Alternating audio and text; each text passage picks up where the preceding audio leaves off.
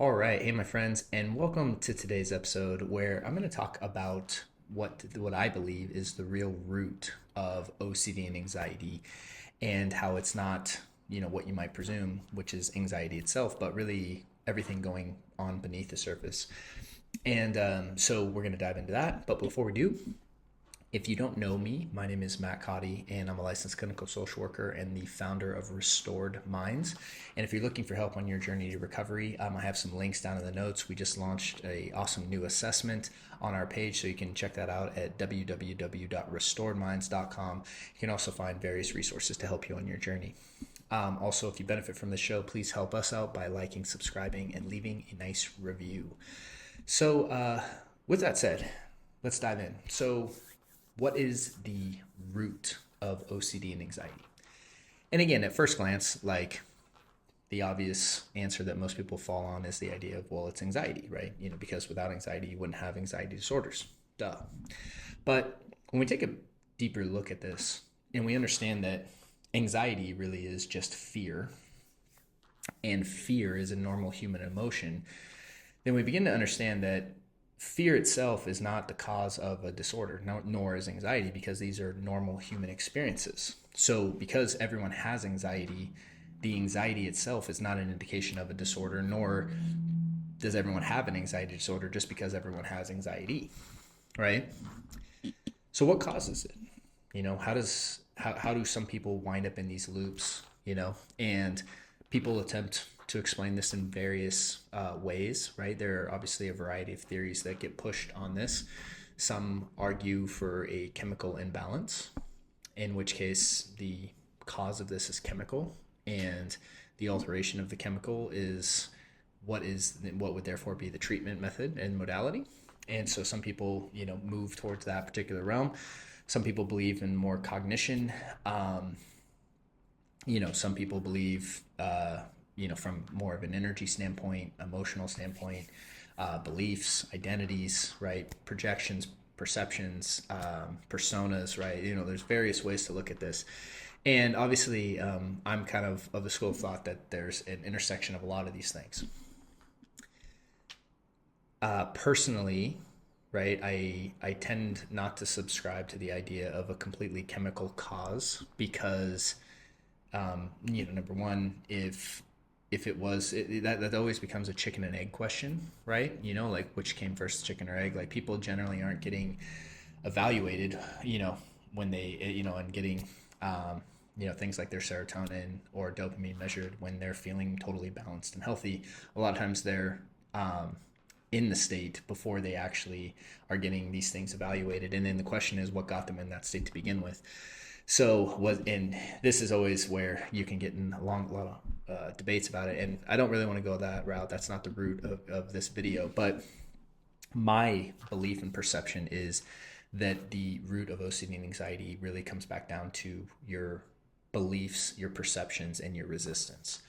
So many people who experience anxiety, one of the things that prevents people from getting in a loop about anxiety is not resisting it. Why do you resist it? Well, because on a certain level, you believe that it's bad or wrong or dangerous itself. And so your perception is that you shouldn't be having it, and which causes resistance. Now, a lot of this happens subconsciously. And so when I look at the root of OCD and anxiety, the loop forms through resistance. You resist your thoughts, you resist your feelings, and through the resistance, it creates this tension and pressure and stress, what we call, right? So it's not the feeling itself that creates stress, it's our resistance to it. And then that stress and tension creates the pressure that then drives you to want to do a compulsion to then alleviate and find some kind of relief from the pressure. And the perception from a much wider angle is that, oh, well, the thoughts and feelings are what cause you to do the safety behavior. And it's really not. It's because thoughts and feelings are normal human experiences. It's your resistance to those. What drives the resistance is your beliefs, which are often subconscious or unconscious. Not that you don't know what they are, but beliefs are oftentimes just these assumptions that you carry, and you just assume them to be true. You never challenge them, so they're just, again, your own reality. And if you maintain those beliefs and then have those perceptions about thoughts and feelings and then create the resistance, that's what then creates the wheel. And the more you feed the wheel through safety behaviors, the more it gets. And then the more that grows, the more it creates disorder in your life. And so that's how I conceptualize and what I believe to be anxiety disorders, or OCD and anxiety disorders. So how do you go about breaking the wheel? And when we're going at a 30,000 foot angle, yes, you need to break the wheel by not doing behaviors. Well, and we know that that's the very fundamental idea of exposure and response prevention. Even alternative frameworks, or I should say adjacent frameworks like ACT or acceptance commitment therapy, mindfulness, right? Base CBT, right? Or it's like the idea is not to engage in behaviors that reinforce the wheel itself. So then it's like, well, how do we not engage in behaviors in a healthy way that's going to help someone be successful long term? And the real answer to that, in my opinion, is to actually learn how to become non-resistant to your thoughts and feelings, so that you aren't engaging in resistance and then not doing a behavior, because that just creates that tension there. And it's actually to learn how to confront and release and let go of uncomfortable thoughts, uncomfortable feelings, to change your entire perception and relationship with them, which ultimately is about changing your beliefs and even identity structures underneath it.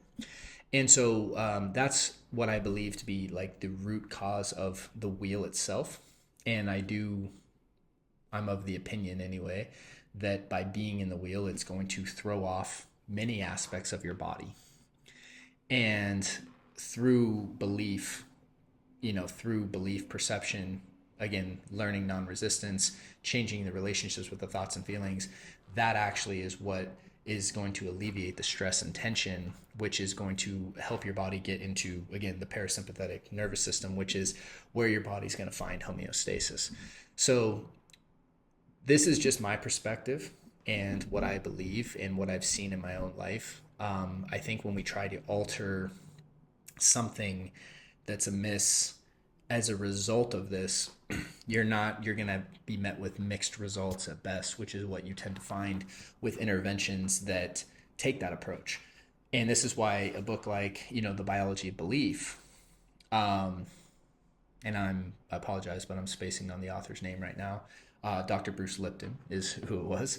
When he talks about how belief is really at the foundational level, right, of change, and, things, again, with epigenetics and all of that stuff, with disease in general, in the biology of the human, you start to realize how important belief really is, how important identity structure is. This is why in TBC, which again is my 12-week program, like, yeah, we work on breaking the loop and we work on releasing emotion, but like in the later stages of the program, it's all about belief and identity reprogramming, because if you're just working on the surface and you're not changing the beliefs underneath it, it ends up just manifesting in a different way. This is why people will bounce from theme to theme to theme to theme and say, oh, well, I don't have anxiety now, but now I do, or I have anxiety about this or that, or these intrusive thoughts. And it ends up, they just end up bouncing in and out of the loop. So, so that's what I think the root of it is, and how we want to work at it from the deepest level possible to create the transformation that you want to create. That's definitely the path that I've seen produce the most fruit, when you're doing the surface level work too, of breaking the loop, but then doing the work of really correcting and replacing and rebuilding the underpinnings that created the loop to begin with. So hope this was helpful. Hope this served you. And with that, look forward to seeing you on the next episode. Hey there. Thanks so much for watching that episode. If you found it helpful, we have some links to some other episodes that we think you might like as well. And if you're looking for help on your journey to recovery from fear, stress, and anxiety, either check out the links in the notes or head over to restoredminds.com. Thank you, and talk to you soon.